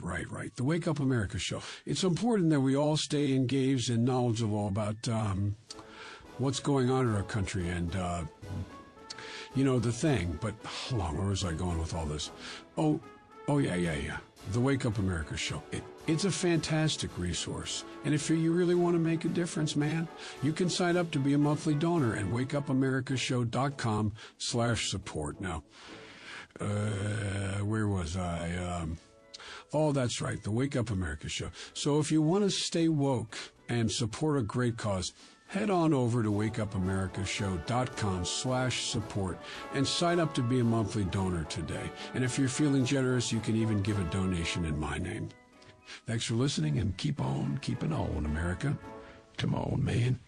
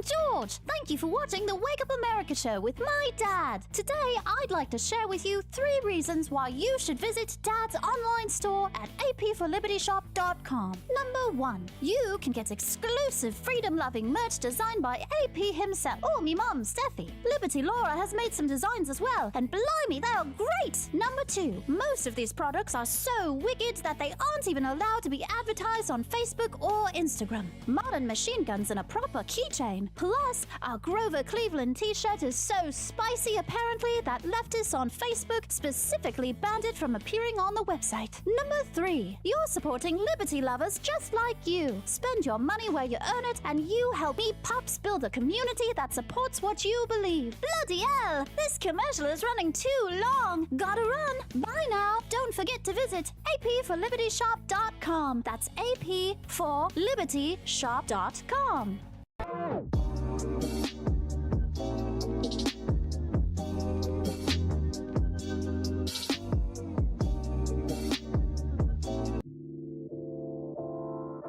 Let's talk a little bit about how you're going to go after the other side. Sure. Because some heavy-hitting Democrats are sounding the alarm behind closed doors. President Obama reportedly has said that he thinks the Biden campaign is too complacent when it comes to Trump. Representative Jim Clyburn has said the campaign isn't breaking through the MAGA wall. Michelle Obama says she's terrified, as we are, about the potential outcome of the election. Now, are you scared, first of all, what could happen if Trump ever became, God forbid, president again? And what are you going to do to stop the crazies? I am scared as heck. Yeah. Which is why I'm She's traveling our country. You know, there's scared an as old heck. saying She's that there scared are as two ways heck. to Good run morning. for office. Rise and freedom. I'm Austin Peterson. You're watching and listening to the Wake Up America show at wakeupAmericaShow.com. Thanks so much for tuning in. Click like and subscribe to the channel if you're enjoying the content. I know you are, so I'd love to come back and see you tomorrow morning here on Freedom Family Friday.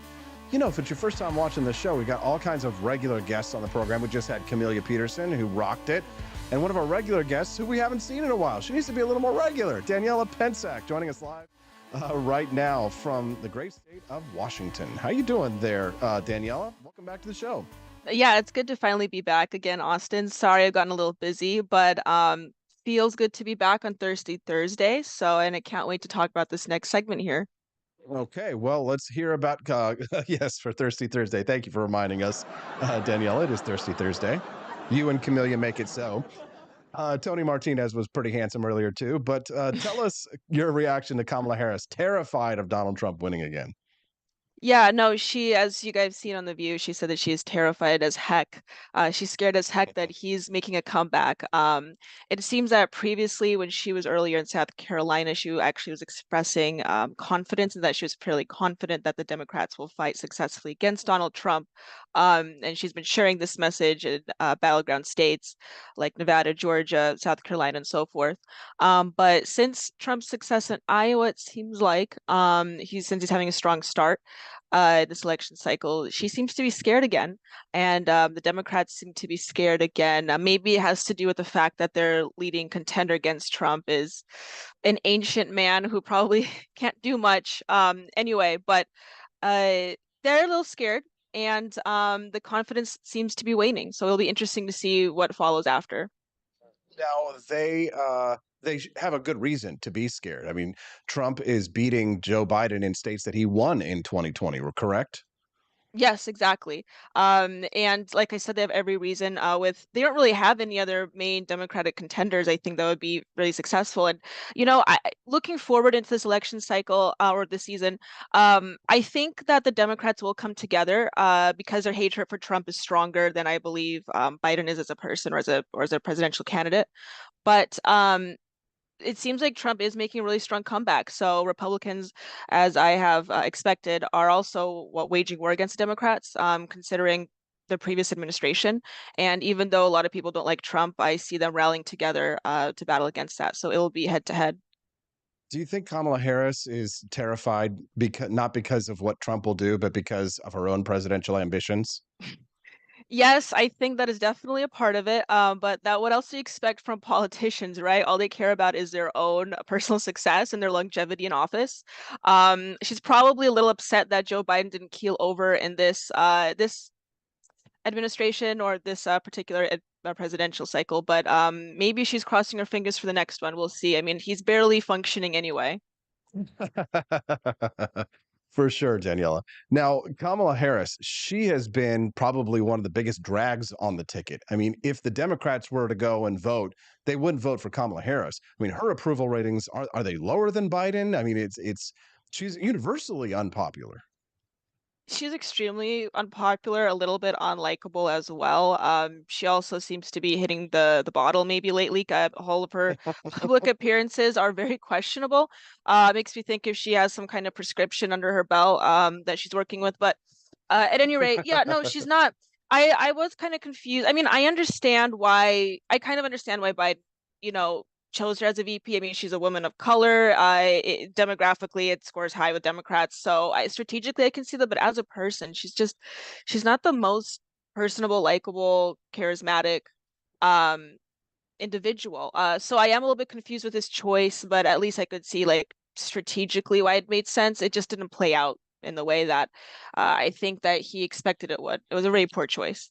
Well, why do you think Kamala is so unpopular? I mean, we understand Joe Biden, people blame him for his policies, but why is Kamala Harris herself so unpopular? She hasn't done anything. So I think that I don't, that's a really good question. Now, you're probably getting at the fact that maybe it has something to do with the fact that she's a woman. Maybe, I don't know. But I think it's also she's just not very relatable as a person, considering how I've seen her interact with the media. Granted, I don't pay too much attention to Kamala Harris just because she's not the most interesting individual to me, but she just doesn't seem to be all that personable to me. I think that there could have been a lot more better picks. There could also been a lot more worse picks. I think she's kind of middle of the road, to be honest with you. A lot of Republicans also, they tried to attack the fact of how she reached success and that she probably slept her way to the top. I don't really know the details about that. That very well could be true. That rings true for a lot of women in the industry, in the political industry. So I could see that happening. A lot of people kind of see her as like, not deserving of her position or maybe even a wolf in sheep's clothing. But I don't really see her that's to be that like smart or calculating to even be considered a wolf in sheep's clothing, honestly. She just kind of seems like not a very fun woman to be around. Unless you're Montel Williams. That's now I know a lot of people this morning are really interested to hear your thoughts on Javier Milei of Argentina. He gave a speech at Davos yesterday. I know you didn't have a chance to see it. But I've been talking about him and I've been comparing him a little bit to Vivek Ramaswamy here in the United States. Would you say those comparisons are accurate? Was Vivek Ramaswamy probably the most libertarian of all of the Republican candidates? Because a lot of people are disagreeing with me. They're saying that, that he's a plant, that he's an Obama clone, all this kind of stuff. What's your take on Vivek Ramaswamy and then Javier Milei on both of these gentlemen? Well, Vivek is an interesting individual. He was not my favorite contender just specifically about his business history. Honestly, I don't think his goes as far as to say he's like a plant, but I was skeptical a little bit about his history. But seeing how he took his leave just now and then also endorsing Trump, I guess that that was a kind of a classy move. But all throughout his run, I kind of saw, and I think a lot of people saw past the facade that he was just trying to get Trump's favor and maybe getting an admin pick, or becoming an admin pick. So very strategic, but a little bit obvious about what he was doing. But regardless, the way that he took his leave, and I think the way that he actually held himself throughout the entire race when he was participating, it was admirable. So, but the comparison to Javier Milei, I can kind of see it. I don't know if I would call Vivek the most libertarian pick, but then again, compared to the rest that were running, I would say that's a fair debate to have. Comparing him to Javier, I think I would say is a decent comparison. I like Javier Milei a little bit more than Vivek. I think he's a much more interesting individual. And I think he'll be good for Argentina. There's going to be some difficult road ahead for Argentina economically first, before things settle, I think. And Javier mentioned that already. So he's very much aware of that. I just hope that the people of Argentina will stick to the program until it, comes into fruition. Then we see the fruit of his labor. Daniela, can I talk to you about something of the presidential primary right now? Give me your take on what's happening with the Ron DeSantis campaign. I'd love to hear your thoughts because you're smiling. Why are you smiling? Because I've got DeSantis supporters up my ass today on Twitter. They're all really mad at me because I'm reminding them that, DeSantis did lock down Florida. Yes, he did. They're trying, they're painting him as this beautiful, perfect candidate. And I'm like, I don't see it, right? I see him. He's a good governor, but I don't see some miracle happening in New Hampshire or in South Carolina or anything like that. But I mean, it's like they're holding out hope. They're calling me delusional. And I'm like, why is the libertarian the sanest voice in the room right here? Am I crazy here or are they out of their minds? No, I don't think you're crazy. I think DeSantis is he's a really interesting guy. Talking about uncharismatic, oh boy, he really struggles with that on that front. I the DeSantis campaign is pretty much crashing and burning right now, and it's kind of funny. The reason why I laugh also is because it's just kind of funny to see people, his supporters, like still holding out for hope despite like the obvious writing on the wall, as much as for the rest of the presidential candidates that are still running. I mean, we all know Trump is going to be the pick, right? Like, come on. I understand their ideological stance for supporting DeSantis regardless, but it's also just it's a waste of time and resources at this point. But I gotta give it to him. At least he's still trying. He's just a very interesting individual. I don't see him garnering much success for the rest of the United States, unfortunately. It's not that he's unlikable. He just lacks that charisma that people crave that Trump has. Unfortunately, I don't prefer that people vote that way. I try not to vote that way just based on personality, but that's just how people are in America. I just came up with the most trolly tweet idea that I've ever trolled. A vote for Ron DeSantis is a vote for Nikki Haley. That's really good. Because hashtag never Nikki, really who we need to be focusing on stopping at the moment before we go after Biden is stopping Nikki Haley. Am I correct? Daniela, are you there? Yeah. No, I completely, yes. Yeah. Okay, sorry about that. Yeah, My connectivity. I'm up in but no, Nikki Haley, yeah, I've yet to meet. I know they're out there, but I've yet to meet a Nikki Haley supporter. I'm not just the one saying that. Everyone says that. I don't know where they are. I know they're out there, but personally, I've never met one. It's fascinating to meet her success. Now talk about a plan. If anyone's a plan, I feel like she is. So yeah, a vote for DeSantis, unfortunately, guys, is a vote for Nikki. I'm sorry. Daniela. I'm Thank sorry. you. It's true. It's true. It's true, man. They're so mad at me, I'll tell you this morning, but the voices of reason will prevail. I mean, the thing is like people are like, why are you supporting Donald Trump, Austin? And I'm like, well, because I'm supporting who's going to be the candidate, right? The reality is it is what it is. Like John Cardillo, who's a big Ron DeSantis guy, the other day was on my show. He said, you know what? If I were whispering in DeSantis's ear today, I would tell him fold it up. Right? Because all this does is further divide us to continue to fight between conservatives and libertarians and populists. We know what the outcome is going to be. And by the way, stop wasting donor money. How about that, right? Stop taking money from people, right? So anyways, I'm just on a rant, but Daniela, this primary is as good as over. When the general election comes and it's Trump versus Biden, and that's what it's going to be. What does any pitfalls, if you were whispering in Donald Trump's ear, I mean, he's looking good right now. Everything's perfect. If you were a political advisor to Donald Trump now, what would you tell him to do between now and November? Well, I think he has a really good, strong course right now. He should just stay the course. And I would, if I were him, I would refrain a little bit from the character assassination bent that he kind of likes to do. I know that was a part of his success, but I think he just needs to take a more neutral stance moving forward. He already has the support that he needs, the Republican Party entirely. I think, with a few exceptions, with like the Ron DeSantis people, he has major support, so he just can carry on forward. And also, a thing that kind of makes me question a little bit of, and this is going to be a contentious opinion now, but with the previous election, with him ensuring and trying to ensure people that it was a stolen election, look, I understand that there's a lot of discrepancies, especially state by state, but with the outcome of the election, but he needs to obviously let that go right now for many obvious reasons. He is still under investigation in Georgia and so forth. I think that he shouldn't really talk about that topic, especially because with him pushing that narrative previously, I think that brought a lot of Republicans to not vote at all, because why would you if you think everything's fake and stolen, right? So I personally think that, he should probably refrain from mentioning that as much as he does during this election season, because it is important for him to. I understand that some investigations still need to happen. There are many discrepancies. I understand that. I'm not saying like nothing happened, but at the same time, we need to be a little bit more realistic with if he wants to succeed, he should still ensure some confidence in the system. Otherwise, it's just going to be another mess. I completely agree. Daniella, you're always so on point on the show, isn't she, folks? Come on, give it up.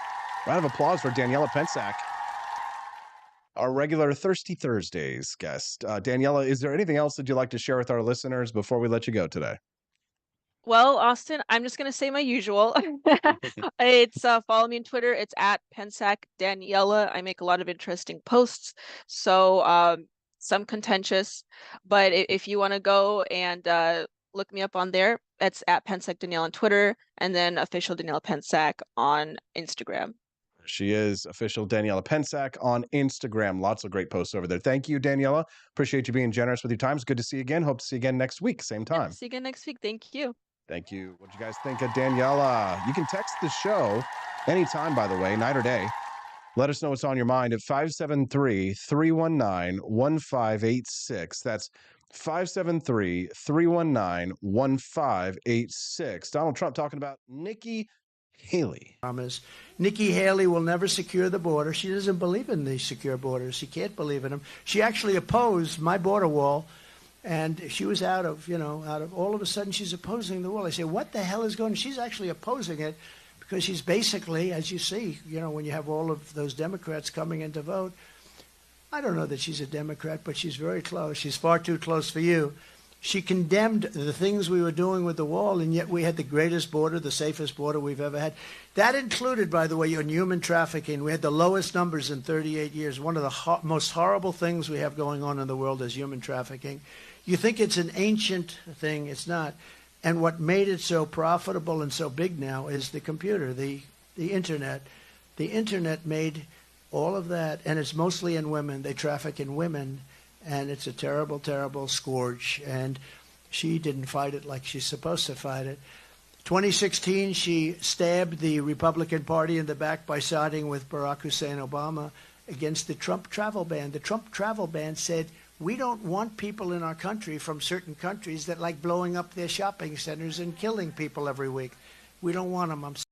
And that's Donald Trump talking about Nikki Haley. Piers Morgan had a conversation with Arizona Senate candidate Kari Lake. What if he's in prison? I mean, genuine question. He's facing 91 criminal charges. What if he's convicted of one or some of those charges and actually gets put into a prison cell? I mean, it could happen. Under the Constitution, he would still be able to run the country, but would that be a good thing? We've seen the witch hunts. They've been going on since President Trump had the courage to step into the political arena. There's been one witch hunt after the next, and most of it fueled by the media, sadly. And even if he was sitting in Alcatraz, the people will vote for him because they know that he is going to put America first. What if he's in prison? I mean, genuine. I would like to see our president govern from prison, to be honest. Not really, but It would be kind of funny to see happen. I don't know. It's such a weird world that we live in. What do you think? I'd love to hear your thoughts. 573-319-1586 is the text line. Again, you can text the show anytime, night or day, at 573-319-1586. Tomorrow's going to be a big show. We're going to have Freedom Family Friday. My lovely wife, Stephanie Peterson, will be joining us.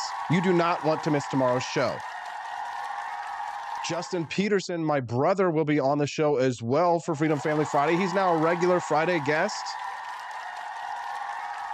It's going to be an incredible show. You do not want to miss tomorrow's show. We've got so much going on in the program that's going on behind the scenes. And I'm just telling you, tomorrow is your day. Make sure that you come back here. Have you had a chance, by the way, to click that like button and subscribe? Come on. Why not? What's wrong with you? 208 people watching right now. How many likes do we have? 56? Come on. Don't you think we can get to 100 likes? Come on. Let's do it. Let's do it. Give it up. Hit those likes. And subscribe to the channel. Camellia says, good thing that this chat goes away. I could get canceled. Right now, DeSantis supporters and Massey fans are just on the attack against AP over on Twitter. They're so mad. They're telling me, oh, I love you, brother. But it's easy to get sucked into a chamber of confirmation bias. He says, because he doesn't want to support Trump. My conscience will be spotless at the end of this primary. I am still the same libertarian I was at age 18. Then you're an idiot.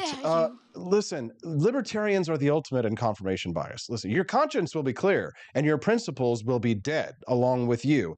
If you're still the same libertarian or same person that you were at 18, that's a bad thing, okay? You haven't learned. You haven't grown. You haven't gotten stronger. You need to learn, adapt, grow, and overcome. Am I right? I want libertarians to win. I want liberty to win. I want Viva la Libertad Carajo, right? I want Thomas Massey to win.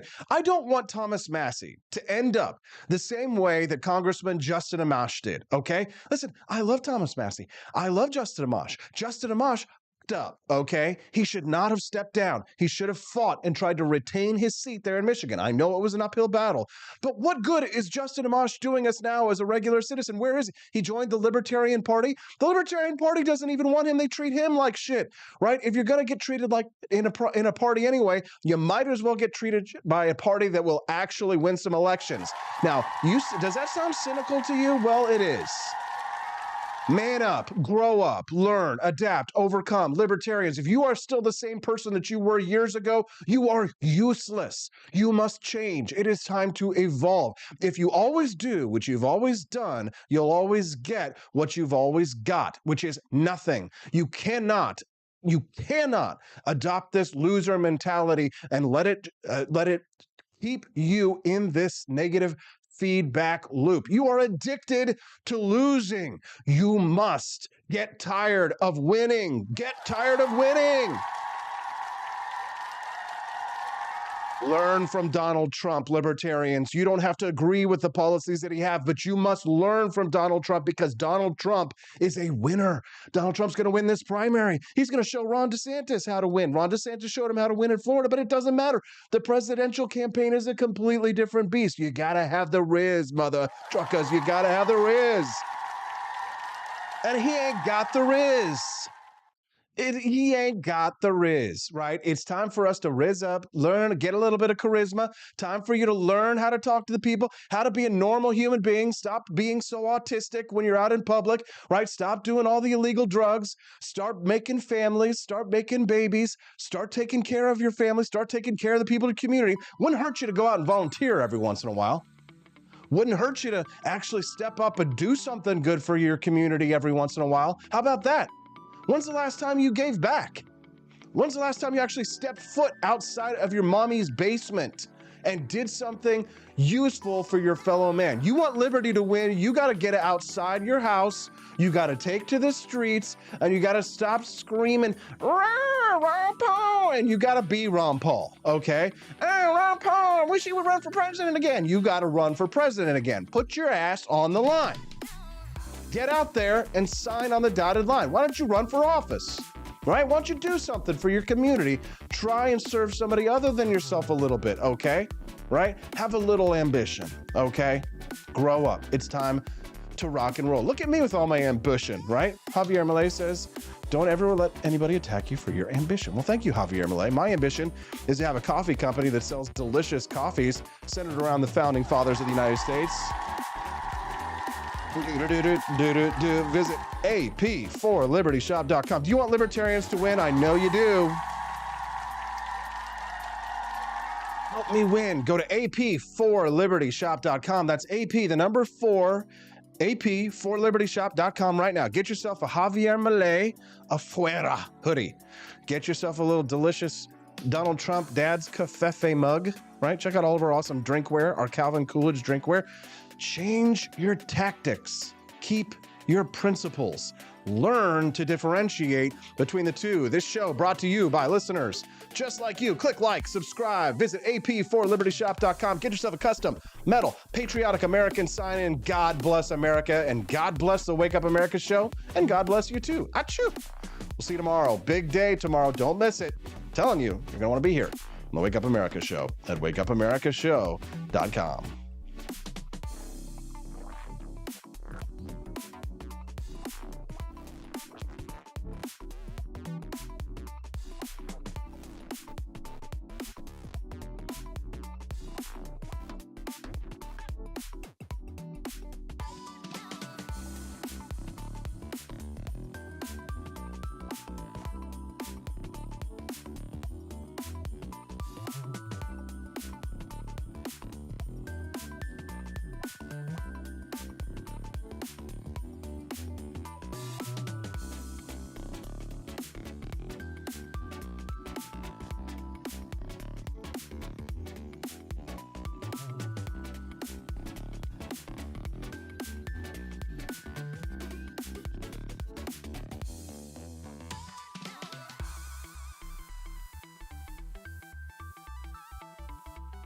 Expanse of time, a year might seem like a mere moment, but oh, what a year it's been. In September 2022, Austin and Stephanie Peterson embarked on a journey to wake up America. They began humbly, with just 20 souls tuning in, learning, listening, and though challenges arose, like the looming shadow of YouTube demonetization, their spirit never waned. And now, thanks to you, thousands rise with the sun to join them, to listen, to engage, to be a part of a community.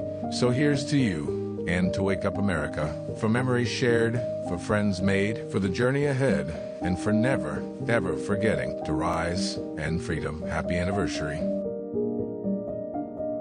I'm Donald Trump, and I approve this message. Believe me, Austin Peterson is the best. He's got the greatest Wake Up America show I've ever seen. Whenever I tune in the mornings and watch the live stream, let me tell you, he has got the absolute best content. I love his guests. It's just a total blast to watch, and I highly endorse and recommend the Wake Up America show. It's terrific, believe me. Is the outdoor of your home about as exciting as a library? Then spice it up and unbore your space with our custom metal signs. Crafted with love and a bit of libertarian magic, you can customize your own metal sign at ap4libertyshop.com. So head to ap4libertyshop.com, customize your own metal sign today.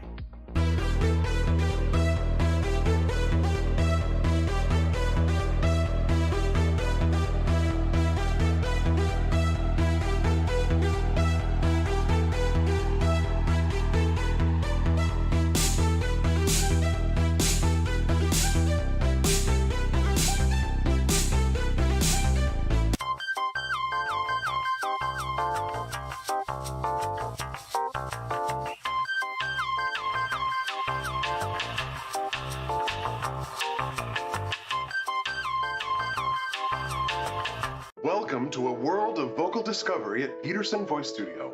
I'm Justin Peterson, here to guide your musical journey. Envision a place where your voice reaches new heights, where every note tells a story. We embrace all singers, from the enthusiastic shower vocalists to aspiring stars, ensuring each voice finds its unique rhythm and tone. Are you ready to elevate your voice? Visit PetersonVoiceStudio.com and sign up for remote lessons tailored just for you. Let's begin this melodious journey together.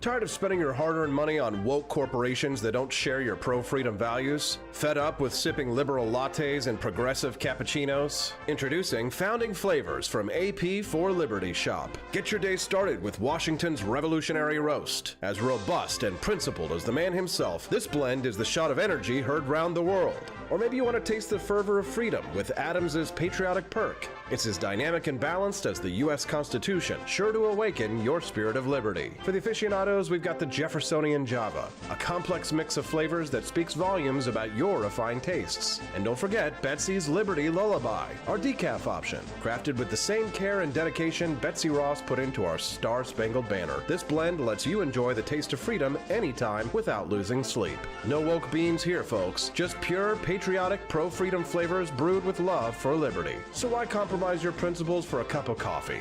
Stand up for your values, perk up your patriotism, and start your day the American way. Get your founding flavors at apforlibertyshop.com.